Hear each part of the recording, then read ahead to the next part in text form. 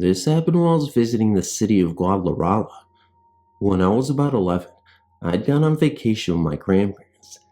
They didn't have a phone installed at their house because it was only a vacation home, not where they lived. So, one morning, my grandmother and I left to the phone central, where you can pay to make long-distance phone calls. Anyway, while we were waiting, an old lady approached us and began conversing with my grandmother. She would put her hands on mine and my grandmother's, and we both would pull our hands from underneath hers because she was so cold. She also had a very beautiful necklace with the Virgin of Guadalupe on the side. The image itself looked so real, like if it could move. Well, she was asking us to go to a church not far from our house to donate some food for a church carnival to raise money to repair a huge hole that had taken part of the main aisle. So, we agreed, and she asked us to ask for her by name. The old woman had also told my grandmother exactly what to prepare. So, when the day came that we had to go, we set off to the church, and once we arrived, we asked the priest for this woman. The priest went silent for a moment and then said in a very low voice, "She is no longer with us." I didn't understand until he asked us to go into the office where he could explain. This old woman had promised many years before to take a certain food to the carnival. She fell ill and never was able to attend because she had passed away. Interestingly enough, the priest had also stated that we were not the first one this had happened to. Interesting story, and I'm glad you guys were able to read it. Thanks for your time.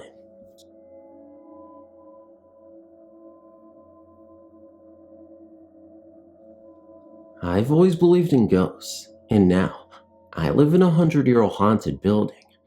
I moved in with my boyfriend a year and a half ago in July. The night I moved in, I had an experience that was a bit unnerving in the light of day. I received a call from a friend that evening, and she asked if I could take her kids to the airport in the morning. I said sure I will, and set my alarm to go off at 5 a.m.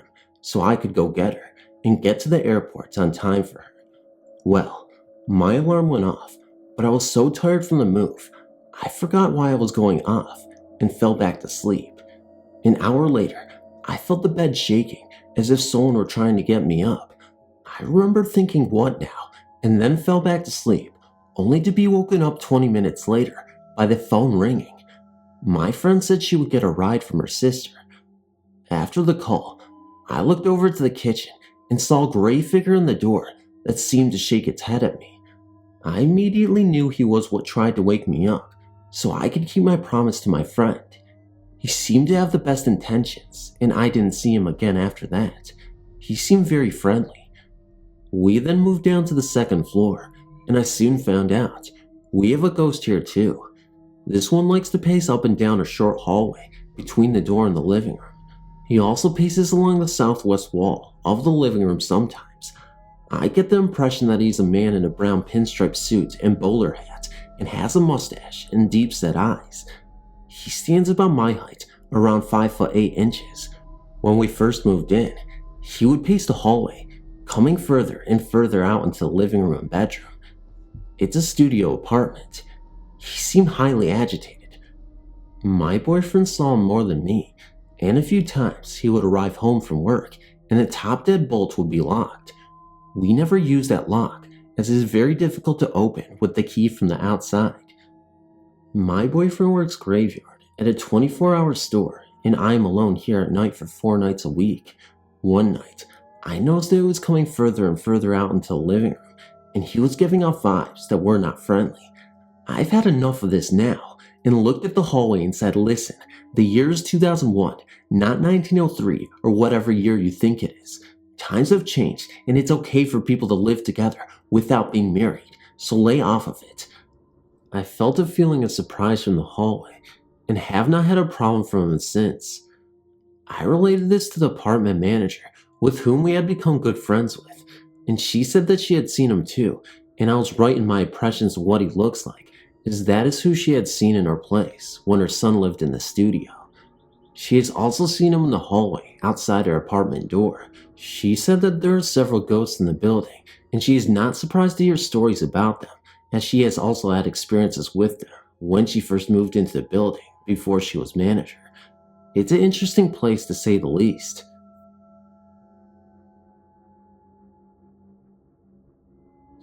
The incidents that you're about to read happened to me when I was a college student several years ago. We had inherited an old apartment from my grandfather, and 2 years after his death, our family moved in. The fact is that it was okay in the beginning. Weird things started to happen soon after my dad transferred to another town, and my parents left both me and my sister in the apartment.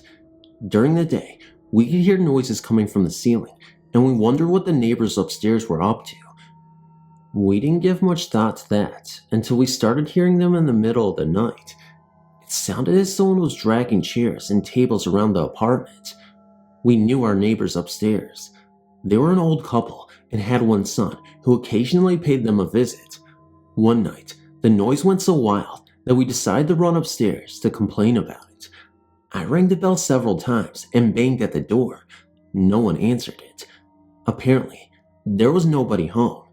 This situation went on for months, and we finally talked to our neighbors. The old lady was baffled and claimed she would never do such a thing. That was crazy. Anyone who came to our home would hear the noises. One morning, my maid was working in the kitchen when she heard someone open the living room door and walk along the hallway. She was scared to death, but she never thought it could be a ghost. She quickly took out a knife and searched the whole apartment for a burglar. Again, there was no one there. It was not uncommon to sense someone watching us or in the room, just a presence. Once, I was writing a paper and I clearly felt someone behind me. As I turned around, I saw nobody. My sister was so afraid to stay alone in the apartment that she would wait for me downstairs. The most frightening thing was to come. We were sleeping in our bedrooms when we heard bangings inside my closet. They were so loud that I woke up and jumped out of my bed immediately, thinking the shelves inside had tumbled. When we opened the door, we saw nothing. The closet was in the corner of the room, and we didn't have neighbors next door. It couldn't have come from outside the apartment either. The noises were so real that we didn't doubt that they were there.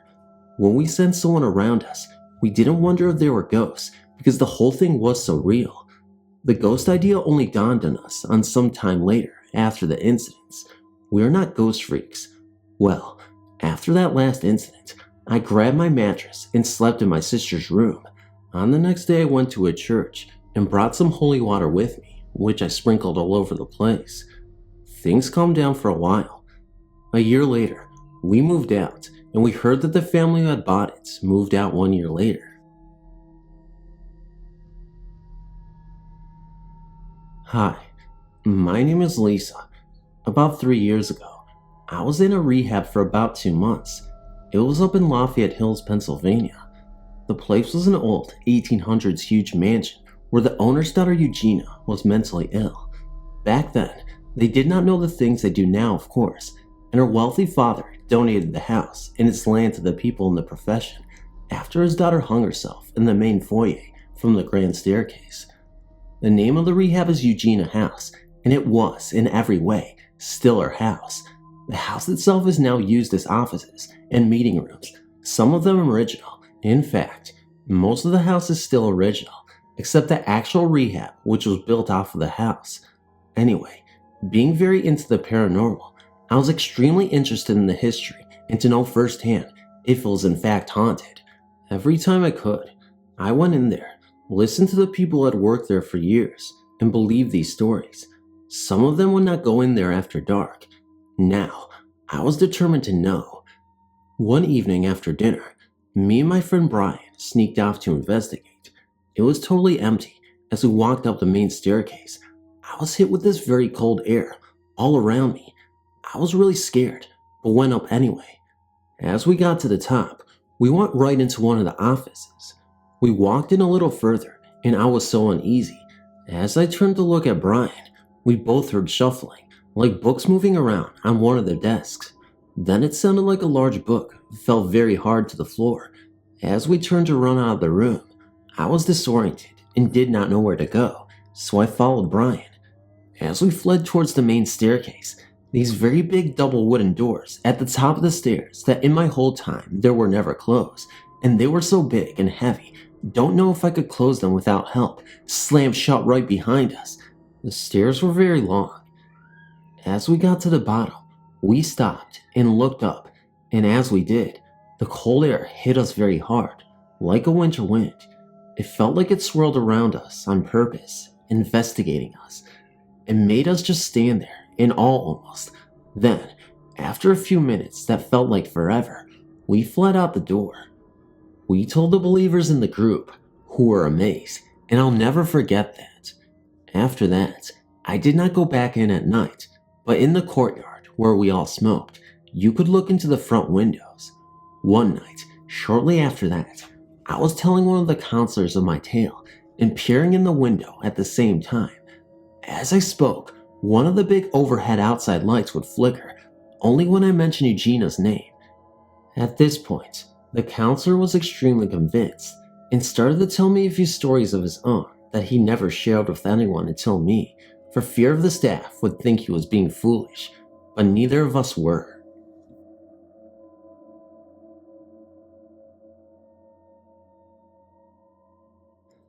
Hello, my name is Rob, and a few years ago, I lived in St. John's, Michigan.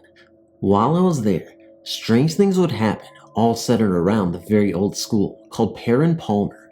I think there was more than one ghost involved in these hauntings, and they weren't benign. It all started with hearing strange music near these old mobile units. It all came from a small group of them, and I could always hear it after school, and everyone else could too. No one was there at the time, not even the janitor. So one day, my friend and I decided to investigate. When we looked inside one mobile unit, we saw a black cat with glowing red eyes. We ran and never looked back. About a year later, the school demolished and a new one was built. Whatever was haunting this school didn't like having its home destroyed. Oh yeah, did I mention the entire school used to hear a train whistle, and no train has run in the town for 100 years. There are no trains within 20 miles of the town. When we were first at Gateway North, the new school, we thought we could get rid of the ghost, but we didn't.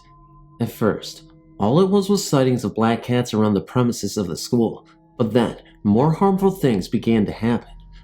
One morning I woke up to deep scratches on my arm. It was like a cat had scathed my arm. Then, on a swing at school, a kid fell while in mid-swing.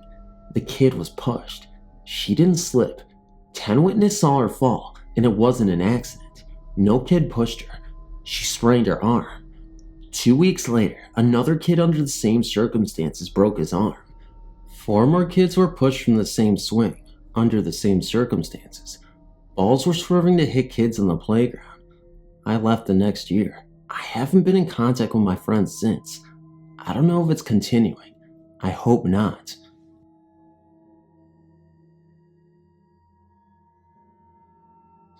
When my family moved to a little town in 1980, we rented one of the old CP rail homes. Things went good for the first 6 months. Then my brother and I started noticing things. The TV would change to channels that we never got. Items would disappear. Furniture would move, and if we touched it to put it back, the cellar door would start opening when it was nailed shut. Finally, my brother and I went to the cellar to figure out what was down there. Nothing was down there but dirt and shelves.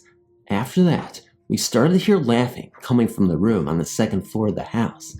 His rocking chair would rock when the TV was on, or we had music on. Then one night, when our parents were gone visiting relatives, we heard the cellar door open. Never paid too much attention to this, cause this was normal.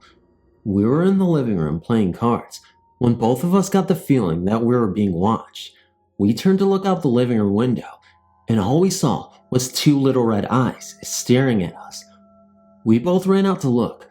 All we found was footprints in the snow leading to the cellar window. After our parents got back, we showed them the footprints, and the next day, we started moving. It wasn't until about 2 years after that we were told by our mom that she knew something wasn't right about the house, because she heard voices too in the night, but never told us, thinking we'd get too scared. No wonder the kids at school looked at us funny when we told them where we lived, and they would never come over.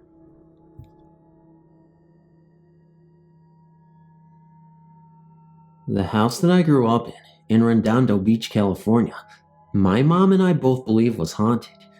It was a little cottage and very old, although I don't know the history of the house or the property. We moved in when I was 8 years old. I know that the lady that lived there before us had died. I don't know if she died in the house. My mom always said no. I guess that living in a house like that has always seemed normal to me. My mom said that I used to come out of my room because I would hear someone calling me and thought that it was her. We figured that she was with us for a while. I know that my mom used to get the creeps in there and would get me up and make me sleep in her room. I mostly remember things being weird when I was a teenager and older. I thought that one night we were watching TV. My mom was in the kitchen making dinner, and something like Entertainment Tonight had come on, and suddenly there was someone else there with us. I knew exactly where they were sitting in the house, the chair by the kitchen door. I knew that whatever the next segment was, they wanted to see it, although for the life of me, I can't remember what it was about. I felt like it was a man, but I couldn't see him. I just could feel him. He was very non-threatening, and he wasn't a stranger. His presence felt like an old friend, someone that I knew, like my mom's boyfriend's presence, but he's still alive. But it's the only way I can explain it. I told my mom when she came back into the living room that there was someone there and not to sit in that chair. She couldn't see or feel him, but she believed me. After the segment that he wanted to see was over, he was gone just as quick as he came. My mom and I used to both feel someone sitting on our beds at night. We could feel the mattress dip down with their weight. We think that this may have been our grandpa checking in on us. One time, it was a real cold night. Come to think of it was always kind of cold in that house. I just thought it was drafty. Anyway, I was home alone. My mom was in Illinois, helping my grandmother. I'd been about 10 minutes in bed and hadn't fallen asleep yet. I had my head covered because I was so cold. It really freaked me out, even though it wasn't unusual. Then, whoever it was pulled the blanket away from my face. I didn't move an inch. They finally left. Like I said, most of my experiences are non-threatening. Most were non-threatening.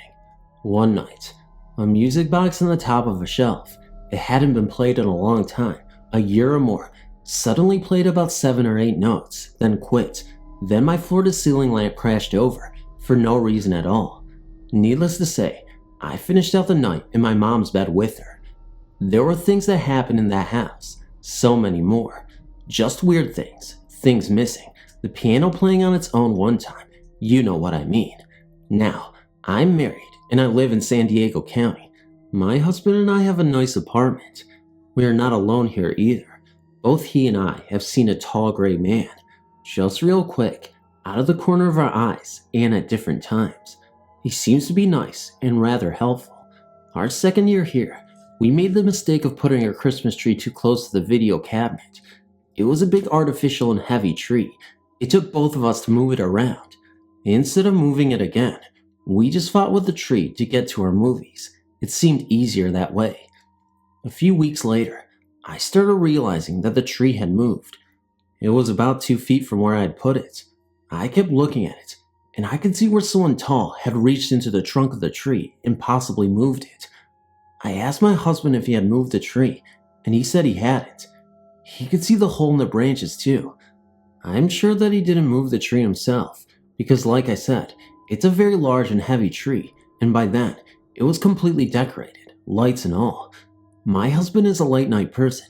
He likes to stay on the computer, playing games. One night he saw someone come out of the guest bathroom and brush up against a chair and make my purse swing.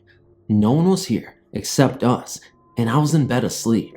Every so often, there are weird smells too that remind me of my grandma's house. She died about 5 years ago. Someone has taken to sitting on my bed again, and not my husband, because I looked and there was no one there, at night sometimes.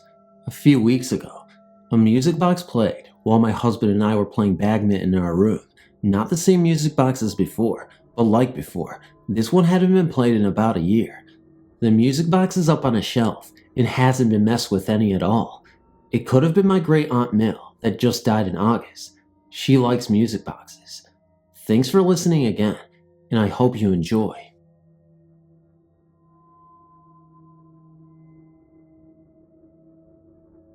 Hello. My name is Victoria. I believe I can give you a whole lot of stories of ghostly experiences with me that seem particular in a sense. First of all, I've lived in haunted houses since I was around 4. The first memory I have is when my family and I lived in a 3-story mansion built in 1901. There were sightings of 3 ghosts there. One in particular liked to joke around.